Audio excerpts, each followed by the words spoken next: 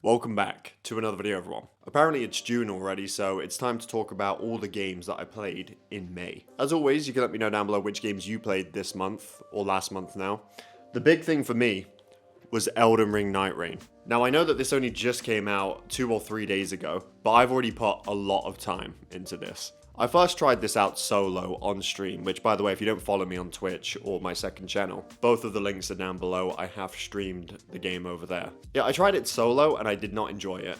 It's definitely not a game I will be returning to solo anytime soon. Maybe I'll need to give it a try because I didn't really understand the game at that point. It was my first few matches, right? But I didn't really enjoy it solo. So then I played it with a few of the people that were in my chat while I was streaming, and then it became a lot more fun. It just worked so much better with other people. For anyone that doesn't know, Elden Ring Nightreign is just like a bite-sized Elden Ring. You select one of 8 characters, you pick a boss that you want to face if you make it to the very end of the expedition, and then throughout day 1, your goal is to level up, kill bosses, loot places, try and get better weapons, upgrade your weapons, all that kind of stuff. At night time, you have to face a random boss, and if you manage to kill it, you get to move on to day 2, where you get to repeat the same process. Continue to build your character, right? Level up, acquire talismans, weapons, all these kinds of things that are going to help you on night 2. You need to get as strong as possible by night 2, because after you face the night 2 random boss, that's when you move on to the Night Lord. There's no chance to go and get other things or anything like that after night 2, so you really need to be strong at that point. And on stream, we were able to beat the first Night Lord boss. I think it was our second attempt at facing it. I was still learning the game at this point, so I was surprised to even see the Night Lord boss, let alone actually beat one of them. And then after stream, I continued playing the game, and that's when I got to try out the game with random matchmaking. And I have to say, playing with randoms is not as bad as I thought it was going to be. A lot of the players are smart enough not to go off on their own and do their own thing. A lot of you will mark the same location on the map and you'll all kind of move together, beat the bosses, level up, and work as a team despite the only communication being the markers that you can both place down on the map. Pretty much all of my groups will make it to the final Night Lord boss, and a lot of them fail it, but not because of any one person's fault, right? The Night Lord bosses are just pretty tough. I've beaten 7 out of 8 of them at this point. Yeah, they're pretty fast-paced. It's really easy to go down, and if you go down more than once, it gets really difficult to get you back up. But it's really cool when you finally beat the boss you've been struggling on with some randoms, because they've probably been struggling on it too. And you can tell everyone's excited because everyone jumps around, starts spinning. I know a lot of people are hating on this game, but for me it was the opposite way. I wasn't very hyped for this when I heard about it. I was going to play it because it's Elden Ring, but I wasn't very hyped about it. Now all I want to do is play it and beat the final Night Lord because I failed it like 3 or 4 times at this point. It was really cool to see Dark Souls bosses in this game as well. I believe they took 2 from each Dark Souls game. So in Dark Souls 1 you can face the Centipede Demon and you can also face the Gaping Dragon. It's kind of weird to see those bosses but in Elden Ring. In Dark Souls 2 you've got the Spider boss, and I don't know what the other one is. I may have faced it, I may have not actually fought that one yet.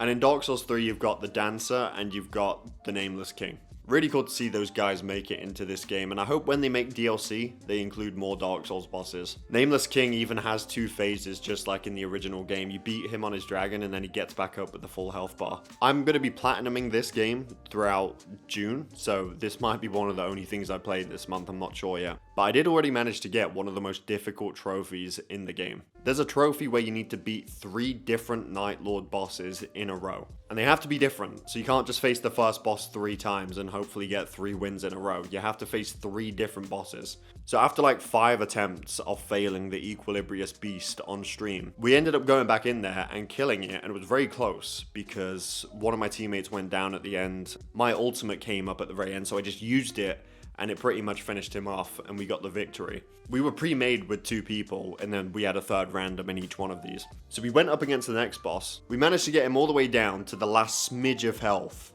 and then me and the random went down, and I thought, you know what, good first attempt for, seeing the boss for the first time. But my other teammate clutched up and got the last bit of health down on his own. So that was the 2nd victory in a row.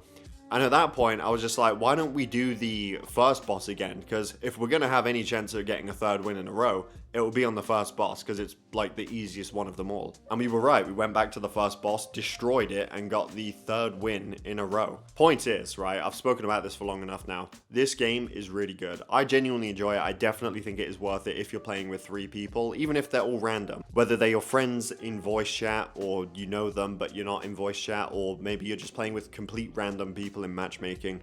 This game is worth playing. Sometimes you're fighting a boss while the map is shrinking on you, and you need to move. You're constantly taking damage, but you really just want to finish the boss. Or again, maybe you're on the final Night Lord and near the end of it and 2 people go down and you use your ultimate and get them back up and you finish the boss. It's like, there's moments like that that make the game really, really intense and fun. So in my opinion, 100% worth it, and I'm going to continue to play it. Next up on the list, we have Silent Hill 2 Remake. I already played this last year, but I never got the platinum. The platinum in this game requires many different endings and playthroughs and collectibles and all that kind of stuff. I still don't have the platinum, but I did another playthrough this month and got a bunch of trophies that I missed. Now all I really need to do is one more playthrough, assuming I can get the Maria ending, which is like the main one that I don't have. I missed the Rebirth ending as well, but I can get that and then go and get the Maria ending. So as long as I get the Maria ending at the end of the game, I'll have the platinum next time I play it. So I'll go back to that whenever I'm done with Nightreign. And those were the games that I played in May. Now the Switch 2 comes out this week. Mine was actually going to arrive on Saturday, but then I cancelled the pre-order. I thought, why am I getting it? Well, I'm getting it for Mario Kart. It's pretty much the only thing you should get it for at the moment if you're going to buy one. And I thought, what's the rush to play Mario Kart World? This is probably going to be the only Mario Kart game on the Switch 2 for the whole generation. So I was just thinking, why am I buying this?